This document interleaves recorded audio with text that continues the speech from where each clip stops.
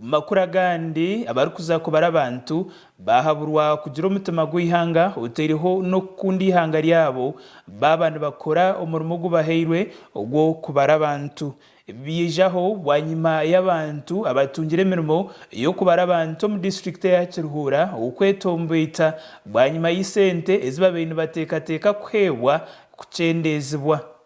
Ebi byagambwa King Martin Cyanyawanga urumeya wa Shere Town Council byaba natongoza ihuriro yo kubara abantu muri Kiruhura. Ukundi yanga ryani nekintu kikuru munonga kandi offices ni kirakirana na office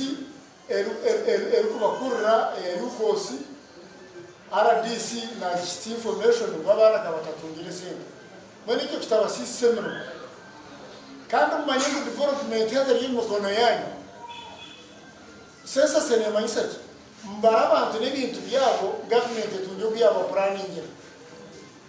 mbweni wareba sero yawe yemwe tuwagicumbagiza wabara kugikorera kibakoreza gukora nare cyo yezo kwire nabakushomesa mbuze gukora kumanyengo ryo no cunjika government hasi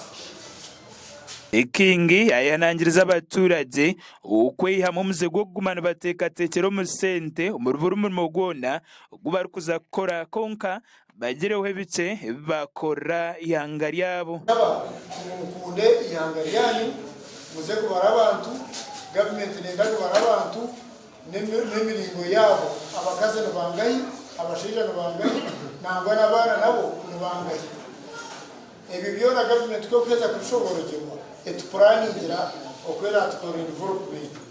Arinanye Joseph mukushoborera kwe yashoborera kuba kuza kubanza kubara abantu barabe bari muri za roji mashomero hamwe n'amarwaro kukibirizo kukasheshe nchakari tukuzo mu mahoteli tuyaye ko presturizayo twaje byaho tubiteko mu system zo mu mashomerago abantu turashangeyo tukatira mu party ya household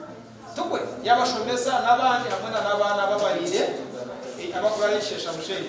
then tugarike tuzo mu marwaro no mu clinics ninga haba amarwaro agakwa meeting no bekwe drug shop kokera kwa meeting abantu barireyo za kwata barwire konka tano mugwire tushanga kai mu household beitu no bukirabe kirikityo wabantu abatari bamwe na bamwe abarukuza gukora umurimo gwo kubara abantu bahetombetere kitongore ekiri kujunanzwa kubara abantu mu ihanga ecya Uganda Bureau of Statistics abo kushara sente zabo eziri kumanywa nkarawensi ukuriga mtware 2 buri zoba ukwitya amtwaro gumwe kubuza mundio wa census abasa konterori bere naninjira ona yona kabjende bereme ona habura na t-shirt tine tano somo wa boda boda umutaraza kore baraja tushi uko abinji bona tubakujana ebintu mu office konke mukora tubiri office ntugenda kaba kugendera umunda yende abakukimana mu kimanya mutsobore mujye mutwaza kubaha sentence tureke kufura RDC na gambeke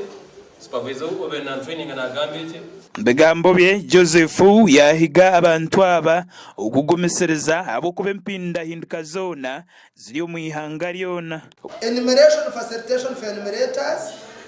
facilitation guides abasite bineza abaruro tino mutwaro per day for 10 days to be paid through enumerator cyo kumesa ngo enumerator orabe noba niyo kumanya umuntu orabe no genda nabo consistent kubara kwesenteze uzumuhereza kirya niyo budget bagisayiningire biro munana byo kwa gatanu tunywazi bakuraga kwenda question sanago abantu abarukuza kwetabo mu kubara abantu muri rembo rwa footpoto nabo barebekaho betombetere kitongore nicyo kimwe abo kushara sente zabo Beremo yo kubara abantu neza kutandika mu kiro cyerizoba kandi neza kumara 210 bakuraga gasha kwa Job Kato wa Sky TV agenshonga muri Kiruhura ebare Job Kato aba makurago